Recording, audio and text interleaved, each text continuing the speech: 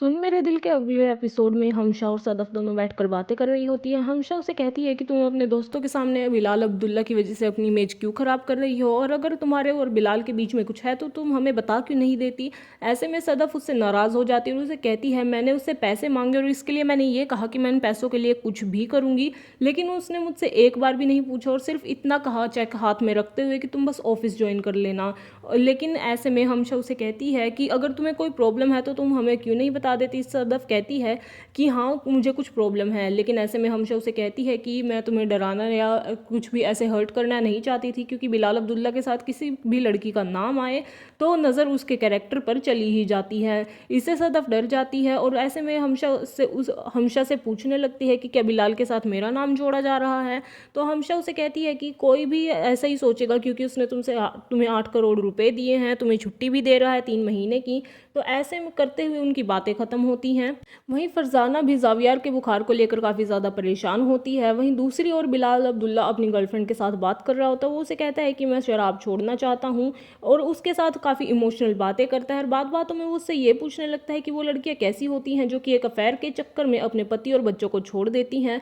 तो उसकी गर्लफ्रेंड उसे कहती है कि सब लड़कियाँ बस उन पर थूकती हैं। वहीं दूसरी ओर जब फरजाना, सदफ और जावियार हॉस्पिटल जाते हैं तो जावियार का डॉक्टर उसे कहते हैं कि ये अब ठीक है, इसके सभी स्कैन हो चुके हैं। उसके बाद सदफ को बुलाते हैं तो डॉक्टर उसे कहते हैं कि उसके पास वक्त बहुत कम है, उसे 15 से 20 दिन के अंदर अंदर ट्रांसप्लांट की ज़रूरत है और उसके लिए किसी रिसोर्सफुल आदमी की हेल्प लगे कि आप बिलाल अब्दुल्ला की हेल्प लीजिए। तो सदफ अगले दिन सुबह होते ही सबसे पहले बिलाल अब्दुल्ला से मिलने चली जाती है और ये जब अमार को पता चलता है तो वो हमशा को बताता है, और हमशा जब उसे कहती है कि उसे पता है तो वो हमशा से भी नाराज़ हो जाता है। वहीं दूसरी ओर सदफ जब बिलाल अब्दुल्ला को ये बताती है कि जावियार को लुकीमिया है और उसके लिए बिलाल की हेल्प उसे चाहिए, तब बिलाल काफ़ी ज़्यादा शौक हो जाता है और वो कहता है कि इसी बात ने भी नामदार मिर्ज़ा साहब की जान ले ली और शायद तुम दोनों को मुझ पर एतबार नहीं था, क्योंकि तुम दोनों ने मुझे बताया ही नहीं।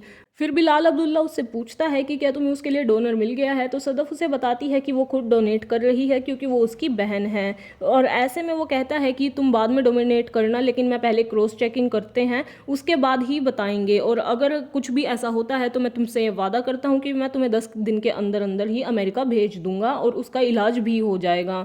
रात में बिलाल अब्दुल्ला के पास सोते हुए कोई कॉल आती है और डॉक्टर उसे बताता है कि क्रॉस मैचिंग नहीं हुई है, जिससे बिलाल काफ़ी ज़्यादा परेशान हो जाता है, लेकिन डॉक्टर उसे तसल्ली देते हुए कहता है कि हम कोई ना कोई डोनर जल्दी ही ढूंढ लेंगे।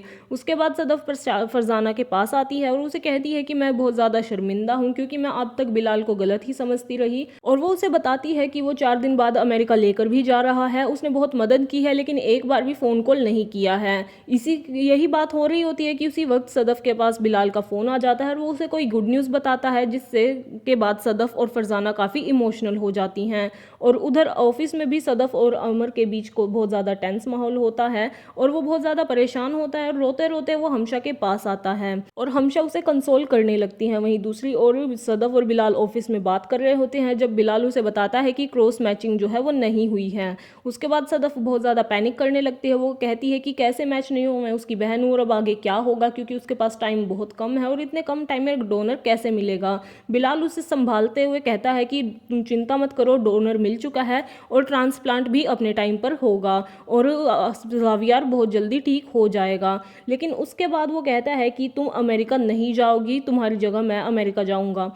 और ये सुनकर सदफ शौक हो जाती है और वो उससे पूछने लगती है, तो वो उसे कहता है कि मैं आपको देखकर डिस्टर्ब हो जाता हूँ क्योंकि आपको देखकर नामदार मिर्ज़ा साहब की याद आती है। वो कहा करते थे कि पीते वक्त मेरी बेटी को डिस्कस मत कीजिए, इसीलिए अब आपका नाम आने पर मैं डिस्टर्ब हो जाता हूँ, क्योंकि उसके बाद से ही मुझे नामदार मिर्ज़ा साहब याद आने लगते हैं।